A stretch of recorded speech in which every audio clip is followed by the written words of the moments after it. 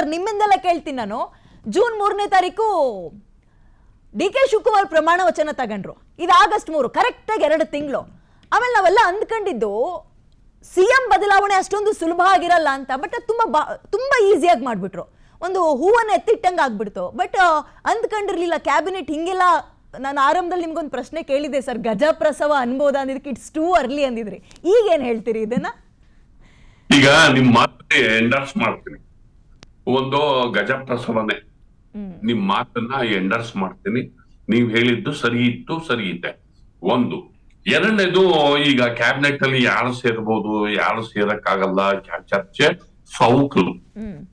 ಈ cabinet constitute ಆಗೋದು ಅಥವಾ ಎಕ್ಸ್ಟೆನ್ಷನ್ ಮಾಡೋದು, ಎಕ್ಸ್ಪಾನ್ಷನ್ ಮಾಡೋದು, ಅದೊಂದು ಸವಕಲು ಚರ್ಚೆ. ಒನ್ ಥಿಂಗ್ ನಾನು ಹೇಳೋದಕ್ಕೆ ಬಯಸ್ತೀನಿ. ಒಂದು, ಈಗ ಎಕ್ಸ್ಪಾನ್ಷನ್ ಮಾಡೋದು, ಸೇರ್ಪಡೆ ಮಾಡ್ಕೊಳ್ಳೋದು, it is the discretionary power of chief minister, ಮುಖ್ಯಮಂತ್ರಿಗಳ ವಿವೇಚನಾಯುತ ಅಧಿಕಾರ. ಮುಖ್ಯಮಂತ್ರಿಗೆ ಈ ವಿಚಾರದಲ್ಲಿ ಅಧಿಕಾರ ಇರಬೇಕು, ಅಧಿಕಾರ ಇರ್ಲೇಬೇಕು. ಅವರ ಆಯ್ಕೆಯೇ ಅಂತಿಮ ಅನ್ನೋದು ರೂಲ್ಸ್ ಪ್ರಕಾರ, ಅವರಿಗಿರೋ ಅಧಿಕಾರದ ಪ್ರಕಾರ ಹೋಗುತ್ತೆ. ಆದ್ರೆ ನಮ್ಮಲ್ಲಿರುವ ಹೈಕಮಾಂಡ್ ಕಲ್ಚರ್ ಇದೆಯಲ್ಲ, ಹೈಕಮಾಂಡ್ ಕಲ್ಚರ್ ಒಂದು ರಾಜ್ಯಕ್ಕೆ ಒಬ್ಬ ಮುಖ್ಯಮಂತ್ರಿಗಳ ನಡವಳಿಕೆಗೆ, ಮುಖ್ಯಮಂತ್ರಿಗಳ ಕಾರ್ಯವೈಖರಿಗೆ ಅಪಚಾರ ಎಸಗುವ ರೀತಿಯಲ್ಲಿದೆ ನಮ್ಮ ನ್ಯಾಷನಲ್ ಪಾರ್ಟೀಸ್ಗಳಲ್ಲಿ. ಕಾಂಗ್ರೆಸ್ಗಳಲ್ಲಿ ಅಷ್ಟೇ ಅಲ್ಲ, ಕಾಂಗ್ರೆಸ್ ಒಂದೇ ಅಲ್ಲ, ನ್ಯಾಷನಲ್ ಪಾರ್ಟಿಲಿ ಇಂಥದ್ದೊಂದು ಅಪಚಾರ ಇದೆ ಅನ್ನೋದನ್ನ ನಾನು ಈ ಸಂದರ್ಭದಲ್ಲಿ ಹೇಳೋದಿಕ್ಕೆ ಬಯಸ್ತೇನೆ. ಯಾಕೆ ಅಂತಂದ್ರೆ, ಈಗ ರಾಹುಲ್ ಗಾಂಧಿ ಅವರು ಈ ವಿಚಾರದಲ್ಲಿ ಅವ್ರು ತಡ ಮಾಡ್ತಿರೋದು ನನಗಂತೂ ನಿರಾಸೆ ಆಗಿದೆ. ಅವರು ಪಕ್ಷ ಮತ್ತು ಸರ್ಕಾರದ ಮಟ್ಟದಲ್ಲಿ ಏನಾದ್ರೂ ಮಾಡ್ಕೊಳ್ಳಿ, ಆಯ್ತಾ, ಪಕ್ಷದ ಮಟ್ಟದಲ್ಲಿ ಅವ್ರು ಏನಾದ್ರು ಮಾಡ್ಕೊಳ್ಳಿ. ಅವ್ರು ಪಾರ್ಟಿ ಇರುತ್ತೆ, ಡಿಸಿಷನ್ ತಗೊಳ್ಳೋ ಲೇಟ್ ಇತ್ತು ಅಂದ್ರೆ ಅವ್ರು ಏನಾದ್ರು ಮಾಡ್ಕೊಳ್ಳಿ. ಇಲ್ಲಿ ನೀವು ಡೀಲ್ ಮಾಡ್ತಿರೋದು ಒಬ್ಬ ಚೀಫ್ ಮಿನಿಸ್ಟರ್ ಜೊತೆ, ಒಂದು ರಾಜ್ಯದ ಜೊತೆ, ಒಂದು ಸರ್ಕಾರದ ಜೊತೆ. ಒಂದು ರಾಜ್ಯ ಅಂದ್ರೆ ಯಾವುದು? ಕರ್ನಾಟಕ. ಚೀಫ್ ಮಿನಿಸ್ಟರ್ ಅಂತ ಯಾರು? ನಮ್ಮ ಮುಖ್ಯಮಂತ್ರಿ. ಯಾರಾದ್ರೂ ಸೆಲೆಕ್ಟ್ ಮಾಡಲಿ, ನಮ್ಮ ಮುಖ್ಯಮಂತ್ರಿ. ಅವ್ರದ್ದೇ ಆದ ಡಿಸ್ಕ್ರಿಷನರಿ ಪವರ್ಸ್ ಇರುತ್ತೆ. ಅವರು ಈಗ ಇಂಥ ಒಂದು ಬರ ಇದೆ, ಮತ್ತೊಂದಿದೆ, ಅಸೆಂಬ್ಲಿ ಇದೆ, ಫೇಸ್ ಮಾಡ್ಬೇಕಾಗುತ್ತೆ.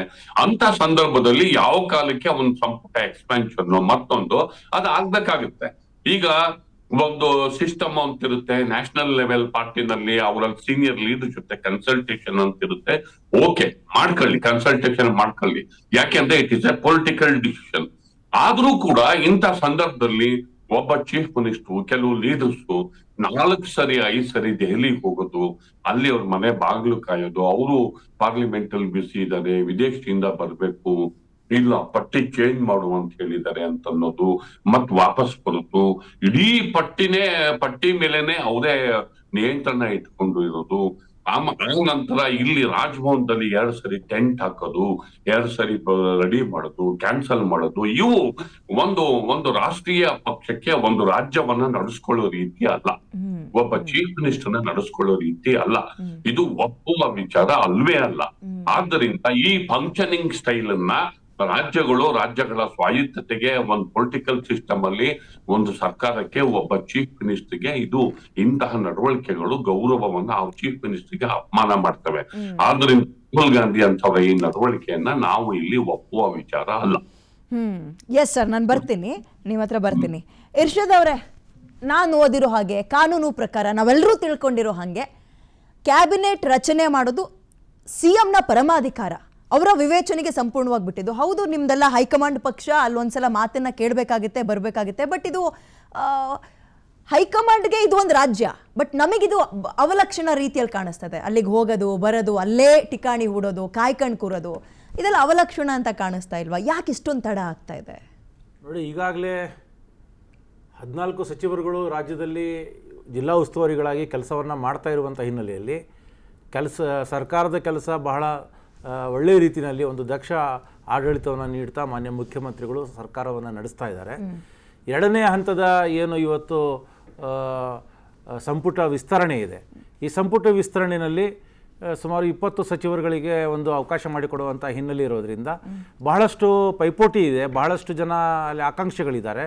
ಅದರ ಜೊತೆಯಲ್ಲಿ ತಾವು ಹೇಳಿದಾಗೆ ನಾವು ಪ್ರಾದೇಶಿಕ ಸಮತೋಲನ ನೋಡಬೇಕಾಗುತ್ತದೆ. ಜಾತಿಯ ವ್ಯವಸ್ಥೆಯಲ್ಲಿ ಇವತ್ತು ಎಲ್ಲ ರಾಜಕಾರಣ ಇರೋದರಿಂದ, ಮತ್ತು ಮಹಿಳೆಯರ ಸಬಲೀಕರಣ, ಇದನ್ನೆಲ್ಲವನ್ನು ದೃಷ್ಟಿಯಲ್ಲಿ ಇಟ್ಕೊಂಡು, ಆಮೇಲೆ ಈಗಾಗಲೇ ಕಳೆದ ಸರ್ಕಾರದಲ್ಲಿ ಅಂದರೆ ಮಾನ್ಯ ಸಿದ್ದರಾಮಯ್ಯನವರ ಸಂಪುಟದಲ್ಲಿದ್ದಂತಹ ಏನು ಆಕಾಂಕ್ಷಿಗಳಿದ್ದಾರೆ ಅವರ ಕೆಲಸದ ವೈಖರಿ, ಅವರು ಯಾವ ರೀತಿ ಕೆಲಸವನ್ನು ಮಾಡಿದರು ಅನ್ನೋದನ್ನು ನಾವು ಎಲ್ಲವನ್ನು ಕುಲಂಕುಷ ಚರ್ಚೆ ಮಾಡಿ ಒಂದು ಒಳ್ಳೆಯ ಪಟ್ಟಿಯನ್ನು ಕೊಡೋದರ ಹಿನ್ನೆಲೆ ಇವತ್ತು ಸ್ವಲ್ಪ ತಡವಾಗಿದೆ.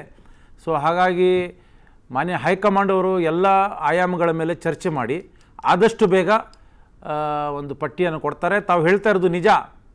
ಮಾನ್ಯ ಮುಖ್ಯಮಂತ್ರಿಗಳ ಸಂಪುಟ ರಚನೆ ಇರ್ಬೋದು, ಸಂಪುಟ ವಿಸ್ತರಣೆ ಇರ್ಬೋದು, ಅದು ಮಾನ್ಯ ಮುಖ್ಯಮಂತ್ರಿಗಳ ಪರಮಾಧಿಕಾರ. ಸೊ ಹಾಗಾಗಿ ಆ ಪರಮಾಧಿಕಾರವನ್ನು ಅವರು ಸುಸೂತ್ರವಾಗಿ ನಡೆಸಿ ಈ ರಾಜ್ಯಕ್ಕೆ ಒಂದು ಒಳ್ಳೆಯ ಒಂದು ಸಚಿವ ಸಂಪುಟವನ್ನು ಕೊಡ್ತಾರೆ ಅನ್ನೋದನ್ನು ನಾನು ಹೇಳೋದು. ಅದ್ರ ಜೊತೆಗೆ ಇನ್ನೊಂದು ಪ್ರಶ್ನೆ ಆ್ಯಡ್ ಮಾಡಿಬಿಡ್ತೀನಿ ಸರ್, ಆಮೇಲೆ ಎಲ್ಲರದ್ದು ಫಸ್ಟ್ ಓಪನಿಂಗ್ ಕಾಮೆಂಟ್ ತಗೊಳ್ತೀನಿ ನಾನು. ಸಿಎಂ ಆಗಿ ಪ್ರಮಾಣ ವಚನ ಸ್ವೀಕಾರ ಮಾಡಿದ್ಮೇಲೆ 2 ತಿಂಗಳಲ್ಲೇ ಎಲ್ಲವೂ ಮುಗ್ದೋಗ್ಬಿಟ್ಟಿದೆ ನಮ್ಮ ರಾಜ್ಯದಲ್ಲಿ ಅಂತ ಏನಿಲ್ಲ. ಹಾಗೆ ನೋಡಿದ್ರೆ ಬಿಜೆಪಿ ಅವ್ರು 4-5 ತಿಂಗಳು ತಗೋಬಿಟ್ಟಿದ್ರು. ಪಾಪ ಒಬ್ಬರೇ ಯಡಿಯೂರಪ್ಪ ಅವ್ರು ಓಡಾಡಿದ್ರು ನಾವು ನೋಡಿದೀವಿ. ಬಟ್ ನಿಮ್ಮಲ್ಲಿ ಹಂಗಾಗಲ್ಲ. ಇಲ್ಲಿ 2.0 ಡಿ.ಕೆ. ಶಿವಕುಮಾರ್ ಸರ್ಕಾರ ಈಗ ಆರಂಭ ಆಗಿರೋದು. ಆ್ಯಂಡ್ ನಿಮಗೆ ಉಳ್ಕೊಂಡಿರೋದು ಬಹಳ ಕಡಿಮೆ ಸಮಯ. ಬರ, ಪ್ರವಾಹ, ಜನ ಬೆಲೆ ಏರಿಕೆ ಅಂತ ಒದ್ದಾಡ್ತಾ ಇದ್ದಾರೆ. ಇದರ ನಡುವೆ ನೀವು ಲೇಟ್ ಮಾಡ್ತಾ ಇರೋದು ಆಕ್ಚುಲಿ ತಡ ಅಂತ ಒಪ್ಕೊಳ್ಳೇಬೇಕು ಕಾಂಗ್ರೆಸ್ ಇದೆ. ಅಲ್ಲ, ಈಗ ತಡ ಆಗಿದೆ, ಸ್ವಲ್ಪ ತಡ ಆಗಿದೆ. ಆದ್ರೆ ಸರ್ಕಾರ ನಡೀತಾ ಇದೆ. ಸರ್ಕಾರ ಬಹಳ ಸದೃಢವಾಗಿ ನಡೀತಾ ಇದೆ. ಎಲ್ಲ ಜಿಲ್ಲಾ ಉಸ್ತುವಾರಿಗಳನ್ನಾಗಿ ಈಗಾಗಲೇ ನೇಮಕ ಮಾಡಿದ್ದಾರೆ. ಆಮೇಲೆ ಎಲ್ಲಾ ಸಚಿವರುಗಳು 14 ಸಚಿವರುಗಳು ಅವರದೇ ಆದಂತಹ ಒಂದು ವರ್ಚಸ್ಸನ್ನು ಇಟ್ಕೊಂಡಿರುವಂತಹ ಸಚಿವರುಗಳಿದ್ದಾರೆ. ಸೊ ಕೆಲಸ ಬಹಳ ಒಳ್ಳೆ ರೀತಿಯಲ್ಲಿ ನಡೀತಾ ಇದೆ ಸರ್ಕಾರದ್ದು. ಆದರೆ ತಡ ಆಗಿದೆ ಸ್ವಲ್ಪ.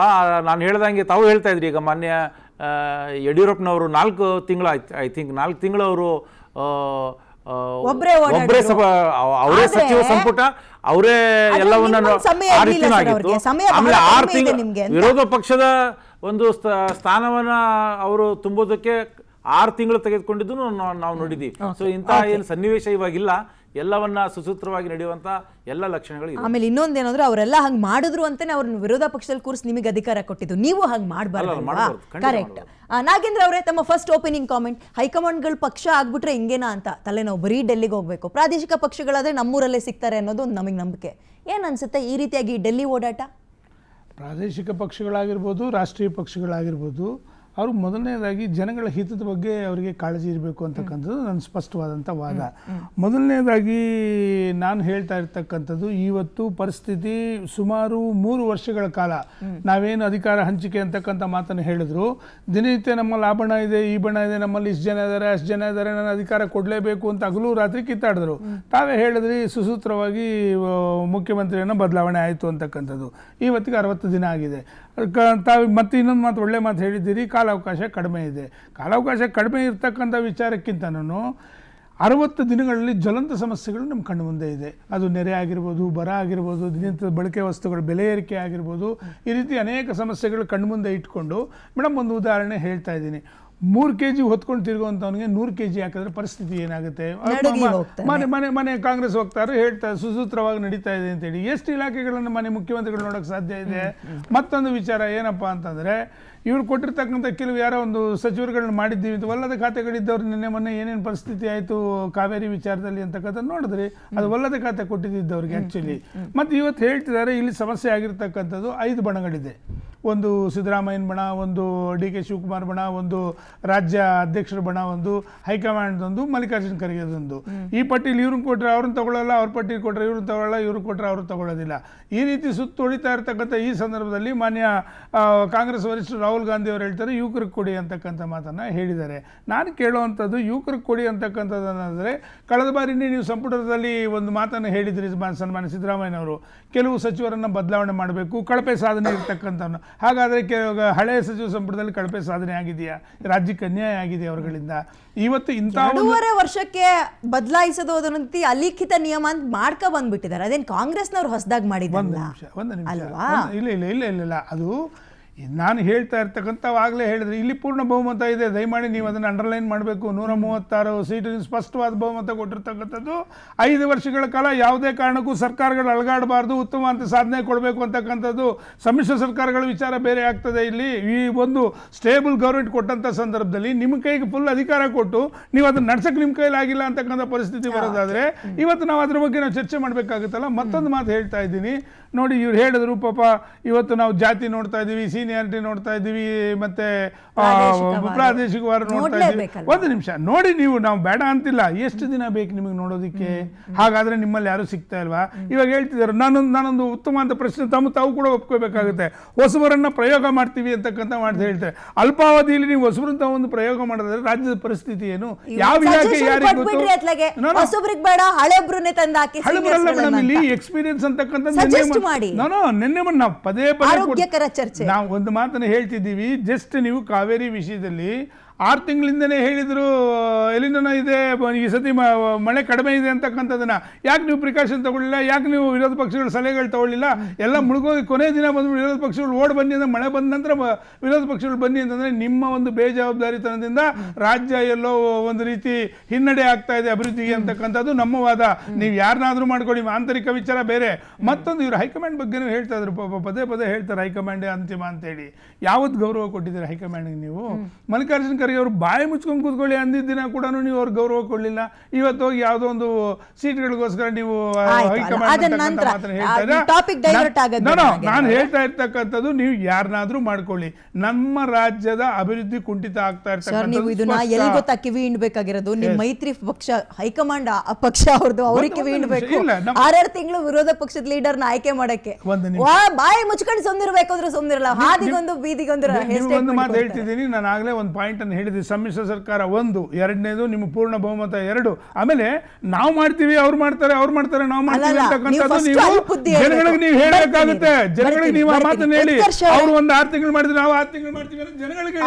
ಆಯ್ತು ಉತ್ಕರ್ಷ್ ಅವರೇ, ವಿರೋಧ ಪಕ್ಷದವರಾಗಿ ರಾಜ್ಯದ ಸಮಸ್ಯೆನ ನೀವು ಹೇಗ್ ನೋಡ್ತಾ ಇದ್ದೀರಿ? ಆಡಳಿತ ಪಕ್ಷ ಅದ್ಭುತವಾದಂತಹ ನಂಬರ್ಸ್ನ ಜನ ಕೊಟ್ಬಿಟ್ಟಿದ್ದಾರೆ. ಇವ್ರು ಹೋಗಿ ಬಂದು ಡೆಲ್ಲಿಗೆ ಹೋಗಿ ಕುತ್ಕೊಂಡ್ರೆ ರಾಜ್ಯದ ಪರಿಸ್ಥಿತಿ ಏನಾಗಬೇಕು? ನೀವು ಹೇಗ್ ನೋಡ್ತಾ ಇದ್ದೀರಿ ಇದನ್ನ? ಇಲ್ಲ, ಒಂದು ಬಹಳ ಸ್ಪಷ್ಟವಾಗಿ ಹೇಳಬೇಕು ಅಂತಂದರೆ, ಮುಖ್ಯಮಂತ್ರಿಗಳು ಹೊಸ ಮುಖ್ಯಮಂತ್ರಿಗಳಾದಮೇಲೆ ಇನ್ನೂ ಸಚಿವ ಸಂಪುಟ ಸಭೆ ಆಗದೆ ಇರತಕ್ಕಂಥದ್ದು, ಸಚಿವರಾಗದೇ ಇರತಕ್ಕಂಥದ್ದು ಭಾಳಷ್ಟು ಇಂಪ್ಯಾಕ್ಟ್ ಅದು ಯಾರ ಮೇಲೆ ಆಗ್ತಾ ಇದೆ ಅಂತಂದರೆ ರಾಹುಲ್ ಗಾಂಧಿಯವ್ರ ಮೇಲೆ ಅನ್ನಲ್ಲ, ಪ್ರಿಯಾಂಕಾ ಗಾಂಧಿಯವ್ರ ಮೇಲೆ, ಕರ್ನಾಟಕದ ಜನಸಾಮಾನ್ಯರ ಮೇಲೆ.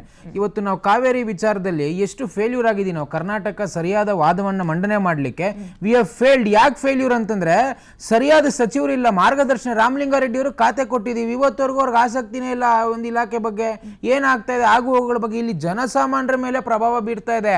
ನೀವು ದಯವಿಟ್ಟು ಇಲ್ಲಿ ಏನು ಆಗ್ತಿದೆ ಸಮಸ್ಯೆ ಅಂತಂದರೆ, ಸರಿಯಾದ ಖಾತೆಗಳನ್ನು ಕೊಟ್ಟಿಲ್ಲ. ಇವತ್ತು ಕೃಷಿ ವಿದ್ಯಾರ್ಥಿಗಳು ನಮ್ಮ GKVKಯಲ್ಲಿ ಭಾಳ ದೊಡ್ಡ ಮಟ್ಟದಲ್ಲಿ ಹೋರಾಟ ಮಾಡ್ತಿದ್ದಾರೆ. ಯಾರು ಸಚಿವರು ಯಾರು ಅಡ್ರೆಸ್ ಮಾಡಬೇಕು? ಯಾರಿಗೆ ಹೇಳ್ಬೇಕು ಅವರು? ಇವತ್ತು KPSCಯಲ್ಲಿ ಬಹಳ ದೊಡ್ಡ ಭ್ರಷ್ಟಾಚಾರ ಆಗಿ ವಿದ್ಯಾರ್ಥಿಗಳಲ್ಲಿ ಸಾಯ್ತಾ ಇದ್ದಾರೆ ಹೋರಾಟಗಳನ್ನು ಮಾಡ್ಕೊಂಡು. ಯಾರಿಗೆ ಅಡ್ರೆಸ್ ಮಾಡಬೇಕು? ಯಾರಿಗೆ ಮಾತಾಡ್ಬೇಕು ಮೇಡಮ್? ಖಾತೆಗಳು ಸರಿಯಾಗಿ ಹಂಚಿಕೆ ಆಗಲಿಲ್ಲ ಅಂತಂದ್ರೆ ಇದೇ ಸಮಸ್ಯೆಗಳು ಆಗ್ತಕ್ಕಂಥದ್ದು. ಹೋಗ್ಲಿ, ಈಗ ಮುಖ್ಯಮಂತ್ರಿಗಳಿಗೆ ಫ್ರೀಡಮ್ ಕೊಟ್ಟಿದ್ದಾರಾ? ಪಾಪ ನಮ್ಮ ಮುಖ್ಯಮಂತ್ರಿಗಳನ್ನ ಗೇಟ್ ಕೀಪರ್ ದಿನ ಇವ್ರು 4-5 ಸತಿ. ನಾನು ಮೊನ್ನೆ ಡೆಲ್ಲಿಗೆ ಹೋದಾಗ ನಮ್ಮ ಫ್ಲೈಟಲ್ಲೇ 25 ಜನ ಕಾಂಗ್ರೆಸ್ MLAಗಳು ಬಂದಿದ್ರು. ದುರ್ದೈವ ನೋಡಿ, ಇಲ್ಲಿ ಜನಸಾಮಾನ್ಯರು ಬರ ಇದೆ, ಅನೇಕ ರೀತಿಯ ಸಮಸ್ಯೆಗಳಿದೆ, ಭ್ರಷ್ಟಾಚಾರ ತಾಂಡವಾಡ್ತಾ ಇದೆ, ಬೆಲೆ ಏರಿಕೆ ಆಗ್ತಾ ಇದೆ. ಇಲ್ಲಿ MLAಗಳು ಇವರು ಮಿನಿಸ್ಟರ್ಗಳ ಆಕಾಂಕ್ಷಿಗಳು ಡೆಲ್ಲಿಲಿ ಕುತ್ಕೊಂಡ್ರೆ ವಾರಗಟ್ಲೆ ಜನ ಯಾರನ್ನ ಅಡ್ರೆಸ್ ಮಾಡಬೇಕು? ಇಲ್ಲಿ ಮಂಡ್ಯ ಭಾಗದಲ್ಲಿ ಬಹಳ ದೊಡ್ಡ ಹೋರಾಟ ಮಾಡ್ತಾ ಇದ್ದಾರೆ, ವಿದ್ಯಾರ್ಥಿಗಳು ಹೋರಾಟ ಮಾಡ್ತಾ ಇದ್ದಾರೆ, ಬೆಲೆ ಏರಿಕೆ ಸಮಸ್ಯೆ ತತ್ತರಿಸ್ತಾ ಇದ್ದಾರೆ ಜನ.